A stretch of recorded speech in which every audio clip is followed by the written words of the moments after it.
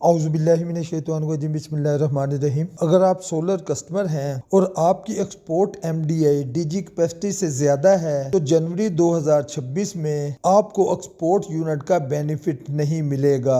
तो जनवरी 2026 के बिल में आपको ज़ीरो बेनिफिट मिलेगा एक्सपोर्ट यूनिट का। और ये कोई गलती नहीं, प्रॉपर सिस्टम चेक एक्टिवेट कर दिया है। जिसके बाद जनवरी 2026 के ऐसे कस्टमर जिनकी एक्सपोर्ट एमडीआई डीजी कैपेसिटी से ज्यादा होगी उनके एक्सपोर्ट यूनिट को ज़ीरो कंसीडर किया जाएगा। हो सकता है आप जनवरी 2026 का बिल देखें तो आपको शॉक हो कि एक्सपोर्ट रीडिंग तो शो हो रही है लेकिन एक्सपोर्ट यूनिट ज़ीरो लिखे हुए हैं। इस वीडियो में आपको एग्जैक्ट रीजन बताएंगे, बिलिंग लॉजिक बताएंगे और आगे क्या होगा सब एक्सप्लेन करेंगे। ये जनवरी 2026 का बिल है, इसकी एग्जाम्पल आगे आ रही है, इसको मैं डिटेल से एक्सप्लेन करूंगा। आज की वीडियो में मैं कोई बात हवा में नहीं करूंगा बल्कि दो एक्चुअल प्रिंटेड बिल दिखाकर स्टेप बाय स्टेप एक्सप्लेन करूंगा कि सिस्टम ने एक्सपोर्ट को ज़ीरो क्यों कंसीडर किया। वीडियो थोड़ी लंबी होगी लेकिन अगर आप सोलर कस्टमर हैं तो ये वीडियो आपके पैसे और वक्त दोनों बचा सकती है और ये मालूमात आपके लिए लाजमी है। क्योंकि अगर इस बिल में देखें तो यहाँ पे ये एक्सपोर्ट रीडिंग शो हो रही है लेकिन यहाँ पे एक्सपोर्ट यूनिट ज़ीरो है इंस्टेड ऑफ 216 यूनिट के। अब तक क्या होता था, सोलर कस्टमर डीजी कैपेसिटी के अगेंस्ट सिस्टम में रजिस्टर होते थे लेकिन प्रैक्टिकली कुछ केसेस में export MDI approved DG capacity से ज्यादा होती थी लेकिन सिस्टम पर यह चीज पहले सटली इन्फोर्स नहीं हो रही थी। जैसे ही ये के बारे में नोटिफिकेशन आया तो मैंने ये एक वीडियो नेट मीटिंग सार्फिन के लिए नया नोटिफिकेशन अप्रूव्ड लोड से ज्यादा अब क्रेडिट नहीं मिलेगा अपलोड की थी। सबसे पहले एक बात क्लियर कर दूं, नेट मीटरिंग बंद नहीं हुई, मीटर खराब नहीं हुआ जिसकी वजह से ये एक्सपोर्ट रीडिंग ज़ीरो हुई। रीडिंग गलत नहीं ली गई जिसकी वजह से एक्सपोर्ट रीडिंग ज़ीरो हुई। मसला सिस्टम वैलिडेशन का है। अभी इसकी प्रैक्टिकल एग्जांपल आ रही है जिसमें हम डिटेल से ये चीजें डिस्कस करेंगे। देखेंगे एक्सपोर्ट रीडिंग होने के बावजूद एक्सपोर्ट यूनिट ज़ीरो क्यों है, नया सिस्टम चेक क्या है, किन सोलर सार्फिन पर असर पड़ेगा। एक्चुअल जनवरी 2026 के बिल के साथ हम साबित करेंगे और सोलर सार्फिन को अब क्या करना चाहिए। असल मसला क्या है, सोलर मीटर पर एक्सपोर्ट रीडिंग मौजूद है लेकिन बिल पर एक्सपोर्ट यूनिट ज़ीरो दिखाए जा रहे हैं। याद रखें, नेट मीटरिंग बंद नहीं हुई, मीटर खराब नहीं हुआ, रीडिंग गलत नहीं हुई, सिर्फ मसला बिलिंग सिस्टम वैलिडेशन का है। यानी अगर आपकी एक्सपोर्ट एमडीआई डीजी कैपेसिटी से ज्यादा होगी तो आपके एक्सपोर्ट यूनिट ज़ीरो कर दिए जाएंगे, यानी सिस्टम आपको बेनिफिट अलाउ ही नहीं करेगा। अभी इसकी एग्जांपल आ रही है, वो जरूर देखिएगा। अगर एक कस्टमर की डीजी कैपेसिटी 50 kW है और उसकी एक्सपोर्ट एमडीआई 55 kW रिकॉर्ड हुई है, उस सूरत में उसके एक्सपोर्ट यूनिट की एडजस्टमेंट ब्लॉक कर दी जाएगी। बिल प्रिंट हो जाएगा लेकिन एक्सपोर्ट यूनिट का बेनिफिट नहीं मिलेगा। सोलर बिल समझने के लिए हमें सिर्फ दो चीजें याद रखनी होती हैं। इंपोर्ट यूनिट ग्रिड से ली गई बिजली को कहते हैं और एक्सपोर्ट यूनिट ग्रिड को दी गई बिजली को कहते हैं। इससे पहले नेट यूनिट कैलकुलेट होते थे इंपोर्ट माइनस एक्सपोर्ट करके और उनकी बिलिंग होती थी। जनवरी 2026 के कुछ बिल में एक्सपोर्ट को इग्नोर किया गया है और उसकी वजह है एक्सपोर्ट यूनिट की एमडीआई ज्यादा है अप्रूव्ड डीजी कैपेसिटी से। लेकिन आज जो बिल मैं आपको दिखा रहा हूँ उनमें नेट यूनिट की लॉजिक अप्लाई नहीं होती। इसलिए बहुत से लोग जनवरी 2026 के बिल के बाद कहेंगे सोलर लगा लिया लेकिन बिल कम नहीं हो रहा। इशू सोलर का नहीं, इशू डीजी कैपेसिटी कंप्लायंस का है। एक्चुअल फैक्ट ये है, अगर export MDA greater than approved DG capacity होगी तो कोई बेनिफिट नहीं दिया जाएगा। एक्चुअल फैक्ट ये है, अगर export MDA greater than approved DG capacity होगी तो कोई बेनिफिट नहीं दिया जाएगा। ये चेक जनवरी 2026 से एप्लीकेबल है, लेकिन मेरी इंफॉर्मेशन के मुताबिक ये और रिस्ट्रिक्ट होने जा रहा है। इसलिए जो आज इग्नोर करेगा कल को कंप्लेन भी काम नहीं आएगी। अब आते हैं हम पहले बिल पे। ये जनवरी 2026 का बिल है जिसमें यहाँ पे डीजी कैपेसिटी 7 kW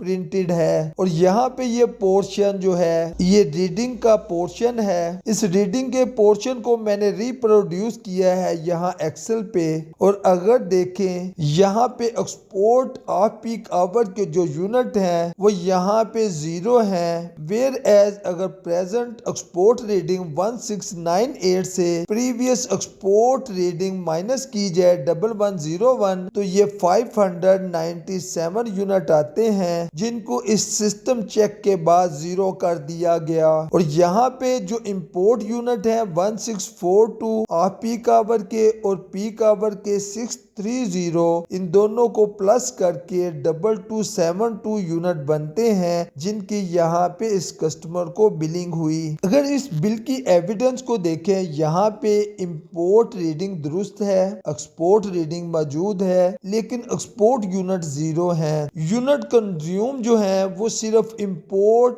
यूनिट की बुनियाद पर है, यानी एक्सपोर्ट यूनिट का कोई बेनिफिट कस्टमर को नहीं मिला। यानी दूसरे लफ्जों में मीटर ने एक्सपोर्ट रीडिंग की लेकिन बिल जनरेट होते वक्त वो एक्सपोर्ट यूनिट 0 कंसीडर किए गए। याद रखें ये मैनुअल कैलकुलेशन नहीं बल्कि ये सिस्टम बेस्ड कैलकुलेशन है। अब देखते हैं एक और बिल की एविडेंस। ये एक बिल का पोर्शन है जिसकी डीजी कैपेसिटी 6 kW है, जो इसकी एक्सपोर्ट एमडीआई वो 6 kW से ज्यादा है, इसलिए यहाँ पे इसके एक्सपोर्ट यूनिट 0 कर दिए गए। इसी रीडिंग के पोर्शन को मैंने यहाँ पे एक्सेल में रिप्रोड्यूस किया है। अगर यहाँ पे हम देखें एक्सपोर्ट के यूनिट 216 बनेंगे। यहाँ पे ये मैंने एक्चुअल एक्सपोर्ट भी यहाँ पे कैलकुलेट की है। 217 में से प्रीवियस रीडिंग अगर माइनस करेंगे 216 यूनिट बनेंगे, लेकिन जो बिल जनरेट हुआ वो इंपोर्ट ऑफ पीक आवर के यूनिट और पीक आवर के यूनिट को प्लस करने से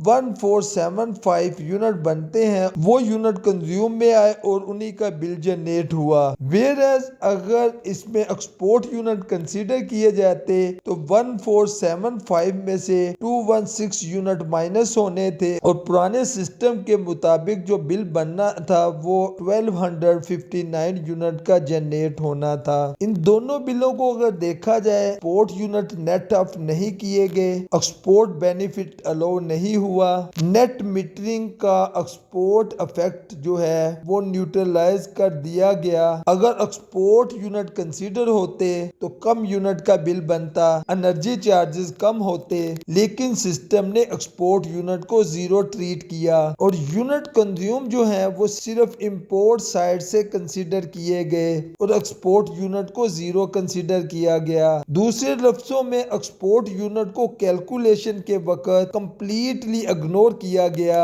और ये एक्सीडेंटली नहीं हुआ, इंटेंशनली सिस्टम लॉजिक है और ये सिस्टम चेक की वजह से हुआ। एक्सपोर्ट रीडिंग शो हो रही है लेकिन एक्सपोर्ट यूनिट 0 है। ये सिस्टम लेवल रूल है और मैनुअल रूल नहीं। ये सिनेरियो सिर्फ 2 ही केसेस में नहीं बल्कि जहां पे export MDI approved DG capacity से ज्यादा है वहां पे एक्सपोर्ट बेनिफिट ब्लॉक कर दिया जाता है और सिस्टम वैलिडेशन अप्लाइड होती होती है। एक्सपोर्ट रीडिंग होने के बावजूद एक्सपोर्ट यूनिट जीरो कंसीडर किए जाते हैं। यानी अगर आपकी एक्सपोर्ट एमडीआई डीजी कैपेसिटी से एक्सीड है तो आपका एक्सपोर्ट बेनिफिट ब्लॉक कर दिया जाएगा और आपके एक्सपोर्ट यूनिट जीरो कंसीडर किए जाएंगे। सिर्फ इंपोर्ट यूनिट का बिल इशू होगा। ये दोनों बिल प्रूव हैं कि एक्सपोर्ट यूनिट सिस्टम ने जीरो कंसीडर किए हैं जबकि एक्सपोर्ट रीडिंग क्लियरली मौजूद है। इसका मतलब है नेट मीटरिंग बंद नहीं हुई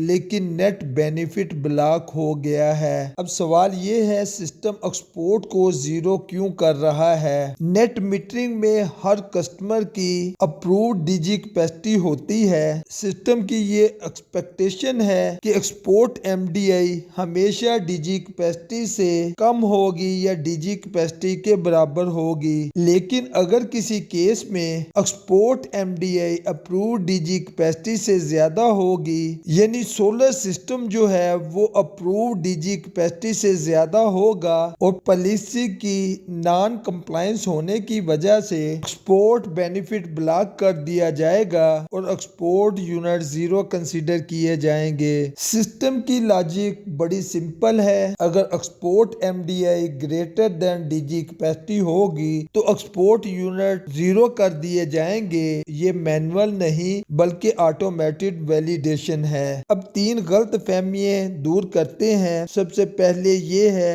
एक्सपोर्ट ज्यादा होगी तो फायदा ज्यादा मिलेगा। अब वो वक्त गुजर गया। अब export with in DG capacity होगी तो बेनिफिट मिलेगा। दूसरी गलत फहमी ये है कि सिस्टम खुद एडजस्ट कर लेता है और एक बहुत बड़ी गलतफहमी ये है कि शायद इस माह के जो यूनिट हैं अगले महीने एडजस्ट कर दिए जाएंगे। अगर एक्सपोर्ट एमडीआई डीजी कैपेसिटी से ज्यादा होगी तो सिस्टम नेक्स्ट मंथ में यूनिट को एडजस्ट नहीं करेगा और इसका क्वार्टरली कोई बेनिफिट नहीं मिलेगा। एक आम गलतफहमी ये है कि कंप्लेन करके बिल करेक्ट करवा लिया जाएगा। वेयर एज ये सिस्टम चेक है, यहाँ पे कंप्लेन से बिल दुरुस्त नहीं होगा। सिस्टम पहले ही डिसाइड कर देता है कि एक्सपोर्ट अलाउ करनी है या नहीं। अगर आप सोलर कस्टमर हैं तो आप ये तीन काम जरूर करें। अपनी अप्रूव्ड डीजी कैपेसिटी को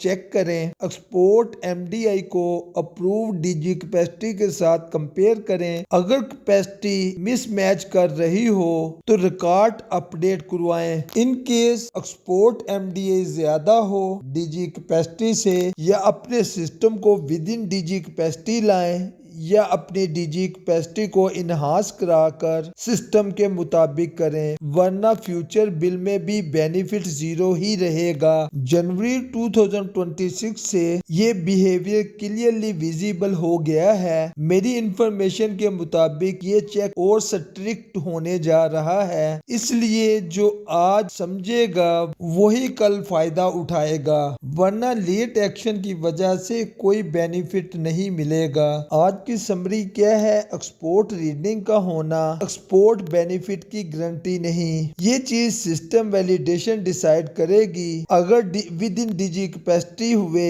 तो बेनिफिट मिलेगा, वरना आपका बेनिफिट जीरो कर दिया जाएगा। आज हमने एक्चुअल बिल से प्रूव किया एक्सपोर्ट रीडिंग हो सकती है लेकिन एक्सपोर्ट बेनिफिट जीरो हो सकता है। रीजन सिस्टम वैलिडेशन है। अगर वीडियो पसंद आई हो वीडियो को लाइक करें, चैनल को सब्सक्राइब करें क्योंकि ये इंफॉर्मेशन मार्केट में ओपनली अवेलेबल नहीं। मिलेंगे नए टॉपिक में नई इंफॉर्मेशन के साथ। उस वक्त तक के लिए इजाजत दीजिए। अस्सलामु अलैकुम व रहमतुल्लाह।